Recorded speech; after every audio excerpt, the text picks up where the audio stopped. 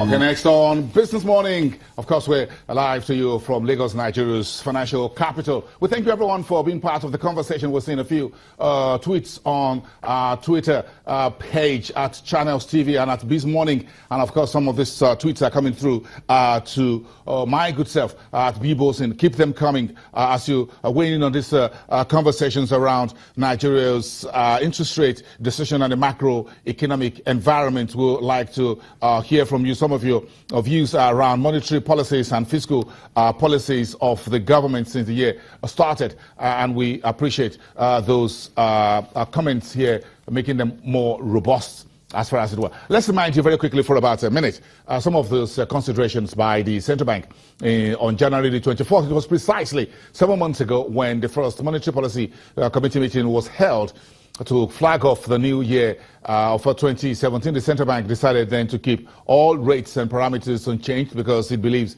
a few things will have to happen before the rates will trend further. Over the weekend, you also heard from the governor of the central bank, Godwin Emefiele, who was quoted as saying that interest rate is a function of the cost of doing business and reflects not just the cost of capital. And given that most banks have to provide security, power, and other infrastructure, some of these costs are passed on to customers in form of high interest rates. So the central bank chief says there will be no interest rate cuts, at least in the short term. From Carry Assets Management, the Chief Executive Officer, Johnson Chukwu, is live here in the studios with us this morning. Thanks for coming through. My pleasure. Very interesting time for you who are crunch economy with the markets and investment decision-making, providing financial advisory services to individuals, corporate organizations, and others as well. So we'd like to find out from you, what do you think are the macroeconomic variables before Godwin Emefiele and his team as they start their meeting today? But if we roll back a little bit to January, when we started 2017, do you agree that way back then we should have kept interest rates unchanged, or you think we should have tinkered with it way back in January? The situation that obtained in January are not materially different from what obtains today. In January, if you remember, the headline inflation came at 18.79% in January. We had an FX supply challenges. We had an economy that was contracting, that is still contracting. I mean, by January, we're looking at fourth quarter GDP growth, which came at negative of 1.7%. So at that point, the central bank had to contend with the fact that the economy was contracting and therefore could not further tighten, and that the inflation rate was at 18.79% at that time. So it wasn't in a position to tighten. At a period when economy is contracting, ordinarily you would have adopted a loose monetary policy. But the challenge we have an abnormality where economy is slowing down or contracting and inflation is high. And for that reason, the central bank was in a dilemma.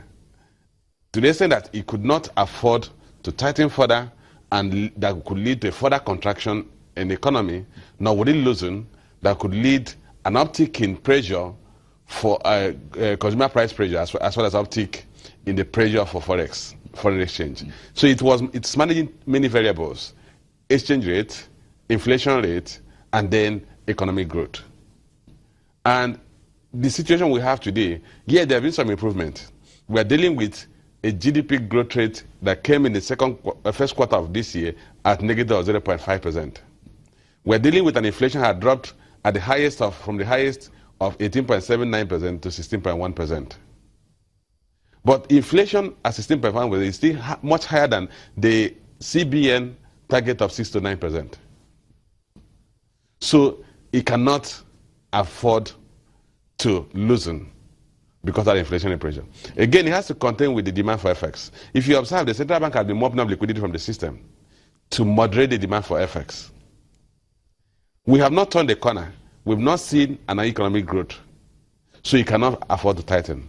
Neither can you afford to lose it. So we're still in about the same situation we were in January. What has changed? There's a consensus here that the economy is on the cusp of a recovery. In other words, we're crawling out of the foxhole, as it were, not really because our head is above water, but at least we're not sinking, as it were. Do you agree with that? Yes, absolutely. If you look at it, like I mentioned, the fourth quarter GDP growth was negative 1.73%.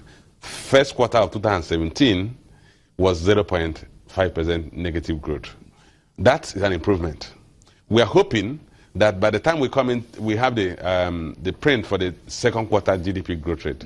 It would have moderated further. I mean, the decline would moderate further. We may be at the tip of a recovery. But that recovery, the improvements that we've seen are not sufficient for the central bank to increase rate. I mean, you cannot increase rate at a time when you actually are the negative. Yes, the negative is moderating, the economy is improving. There's no doubt we can see the green shoots. But we're not there yet. The economy has not recovered. We've not turned the corner. We are gradually turning the corner, but we've not turned the corner. We have not started growth. And even when the economy starts growing, the economy needs to grow at above the population growth rate. The population growth rate in Nigeria is between 2.5 and 3%. So you need the economy to start growing above 3%. So 1% forecast. Sorry to cut in there. 1% GDP forecast in second quarter. You think when that comes out, maybe this week, maybe next week, you think that's not still soft, not strong enough? It's still too weak for our population growth rate. As long as your GDP is not growing at a rate faster than your population growth rate, the standard of living of your country citizens will continue to deteriorate, because the per capita income will continue to decline. So until we begin to grow the economy at a rate higher than the GDP, the population growth rate, you're not going to see improvement in the standard of living. So you cannot really say this economy is growing until we grow at the minimum of 5%, because at 3% growth rate, you're just neutralizing. You're going to have a stable standard of living. There's no improvement. So if we have a 1% positive growth rate in the second quarter of this year, it is an improvement from where we're coming from, but it does not address the challenges we have in the economy. People will think here that the GDP is growing, but they can't feel the impact, because we're adding more head count than the rate at which our population